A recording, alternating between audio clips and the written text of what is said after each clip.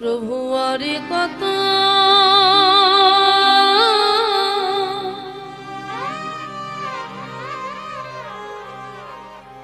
দিনে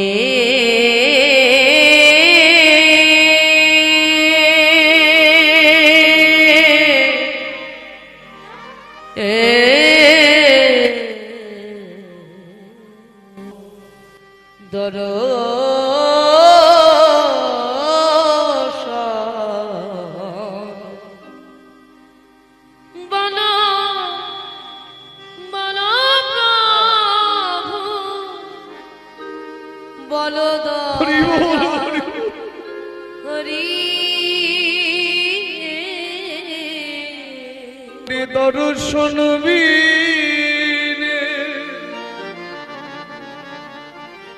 हमारे বৃথায় জীবনে তোমার দর্শন। এই যে মাধবেন্দ্রপুরীর কথা আস্বাদন করবে, প্রথমেই বলি সবাইকে, এত বড় বৈষ্ণবের কথা আমার মতন অধম বর্ণনা করবে এমন শক্তি নাই। কারণ কবিরাজ গোস্বামী যার জীবনী কথা রচনা করতে গিয়ে তার নিজের হাতটা কেটেছিল, বাবা এত বড় বৈষ্ণব। আমরা মুখে অনেকে বলি বৈষ্ণব বৈষ্ণব, তোমরাও বলে ভাই। একটা জিনিস মাথায় রেখো, কণ্ঠে তুলসীর মালা আর ললাটে তিলক নিলেই বৈষ্ণব হওয়া যায় না বাবা। বৈষ্ণব হতে গেলে বৈষ্ণবীয় আচরণ শিখতে হবে। বৈষ্ণবীয় আচরণ না জানলে কখনো বৈষ্ণব হওয়া যায় না। ত্রিনাদপি শুনিছেন তররিব সহিষ্ণু না, অমানিনা মন্দেন কীর্তনীয় সদা হরি। তৃণের মতো ধৈর্য রাখতে হবে। আছে তোমার আমার? তৃণ মানে হচ্ছে ঘাস। দেখবেন ঘাসের উপরে প্রতিদিন কত অত্যাচার হয়, এগুলো অনুভবের জিনিস। ঘাসকে কোনোদিনও মাথা তুলে বলতে দেখেছেন যে আমার বড় ব্যথা লেগেছে? বলে বৈষ্ণবের আচরণটা ঠিক তেমন হওয়া বাঞ্ছনীয়। তরুরিব সহিষ্ণু না, তরু মানে হচ্ছে বৃক্ষ। গাছ আমাদের কি দেয় না বলো? গাছের পাতা থেকে শুরু করে, ফুল থেকে শুরু করে, ফল থেকে শুরু করে, কাঠ থেকে শুরু করে, যা মানুষের নিত্য প্রয়োজনীয় জিনিস। কিন্তু সেই গাছটাকে যখন তুমি আমি নির্মম ভাবে কেটে ফেলি, গাছের ব্যথা লাগে ঠিকই, কিন্তু গাছ কখনো বলে আমার বড় ব্যথা লেগেছে। বৈষ্ণবীর আচরণটা ঠিক তেমন হওয়া বাঞ্ছনীয়। তার প্রমাণ রেখেছিলেন আমার নিতাই চাঁদ। মাধাই কলসির কানা ছুঁড়ে মারল, ললার থেকে দরদর করে রক্ত ঝরে পড়ছে। আমরা হলে কি করি? যে আমাদের একটা চর মারে তাকে 10টা দেওয়ার জন্য বসে থাকি বাবা। এই তো ভয়ঙ্কর যুগ। নিতাই চাঁদ শিক্ষা দিলেন জগৎকে, হ্যারে মারের পরিবর্তে মার হয় না, রক্তের পরিবর্তে রক্ত হয় না, হিংসার পরিবর্তে হিংসা হয় না। ও মাধাই, তুই মেরেছিস কলসির কানা, আমি তাই বলে কি তোকে আমার প্রেম দেব? কি কথা বলো? তুই কি ভেবেছিস তুই মারলে আমি এখান থেকে চলে যাব?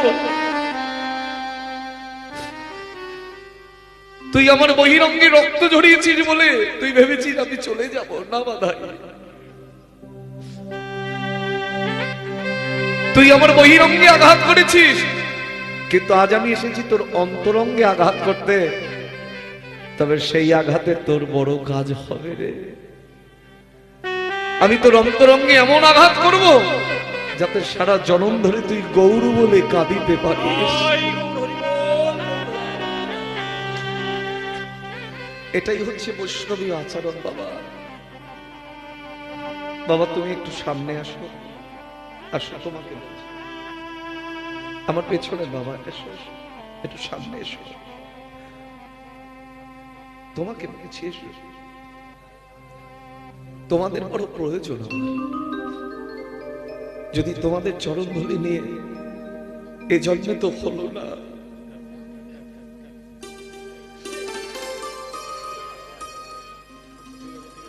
এই জন্মে তো পারলাম না। যদি সত্যিকারের বৈষ্ণবের চরণ ধরে মাথায় একদিন সত্যিকারের বৈষ্ণব হতে পারি বাবা।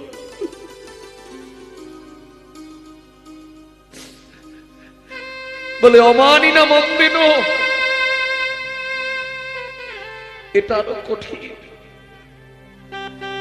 এ জগতে দেখবেন চোর ডাকাত গুন্ডা বদমাশ মাতাল এদের কেউ মূল্য দেয় না। আমার করুণাময় নিতাই চাঁদ তাদেরকেও মূল্য দিয়েছিলেন। বলে দেখি না, যে হাত দিয়ে মানুষ খুন করেছে সেই হাত দিয়ে সাধুর চরণ দুটো স্পর্শ করানো যায় কিনা? যে হাত দিয়ে মদ্যপান করে,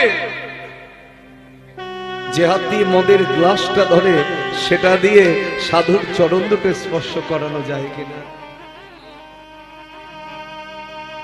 যে বদনে কটু কথা বলে, আন কথা বলে, একবার চেষ্টা করে দেখি না সেই বদন দিয়ে হরি কথা বলানো যায় কিনা?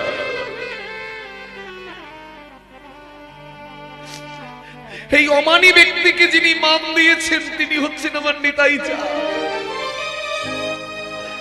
আমরা মুখে বৈষ্ণব বলি, আমাদের বিন্দু মাত্র বৈষ্ণবতা হয়নি বাবা, আসলে। সেই বৈষ্ণবের কথা আস্বাদন করতে গেলে পুরী গোসাইয়ের মতন বৈষ্ণব,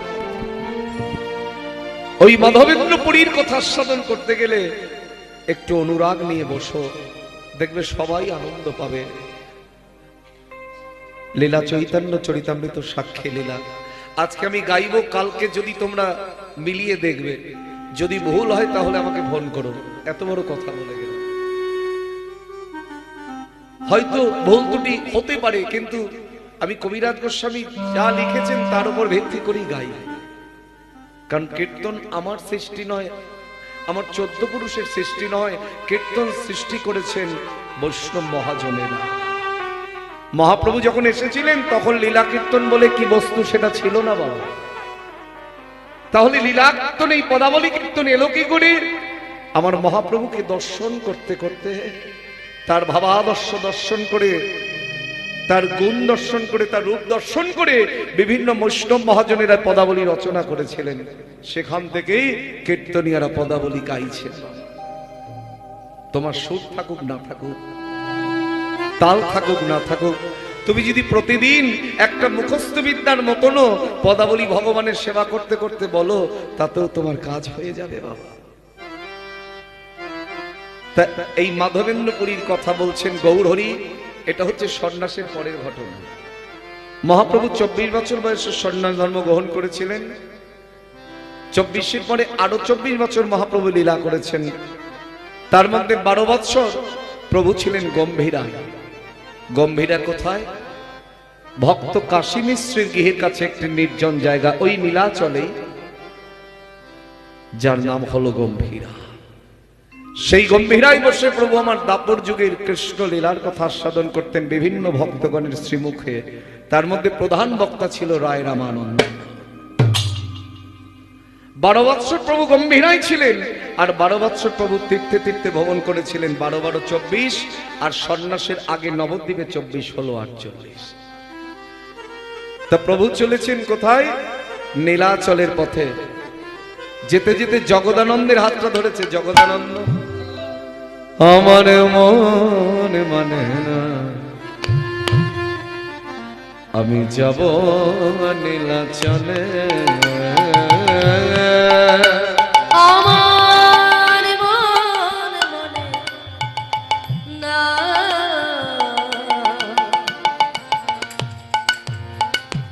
আমি যাব নীলা চলে।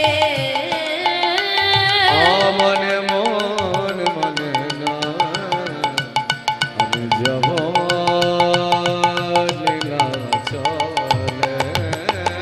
আমার মন বলে না, আমি যাব নীলা চলে। আমার মন বলে না, আমি যাব নীলা চলে। আমার মায়ের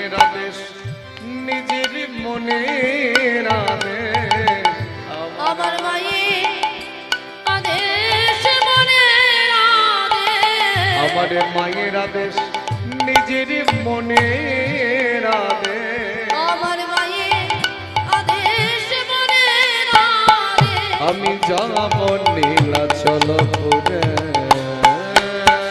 আমার মন মানে না, হরি হরি যাব নীলাচলে। আমার মন মানে না, আমি যাব নীলাচলে। জগদানন্দ কত দূর নীলাচল,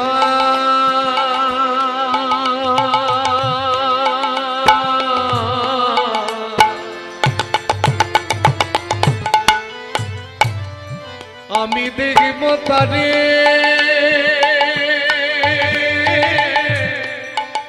আমি দেখব তারে জগন্নাথ হের জগন্নাথ স্বামী। আমার মন মানে না, আমি যাব নীলাচলে। আমার মন মানে না, আমি যাব নীলাচলে। জগন্নাথ স্বামী নয়ন পথগামী, গামী জগন্নাথ মম স্বামী নয়ন পথগামী, গামী জগন্নাথ মম স্বামী গামী নয়ন পথগামী। ভব তুমি ভব তুমি ভব তুমি ভব তুমি।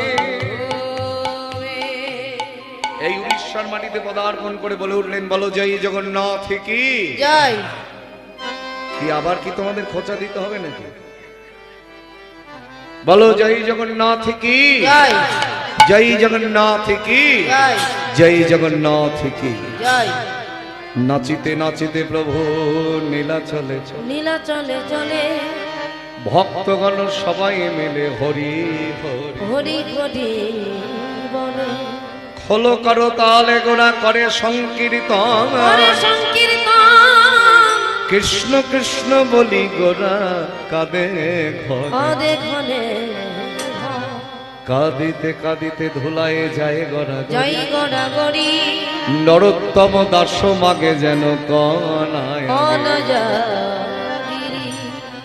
যেতে যেতে জগদানন্দের হাতটা ধরে বলছি, জগদানন্দ আরে ও জগদানন্দ, কোথায় এলাম বলো তো? প্রভু তুমি চিনতে পারছো না নাকি?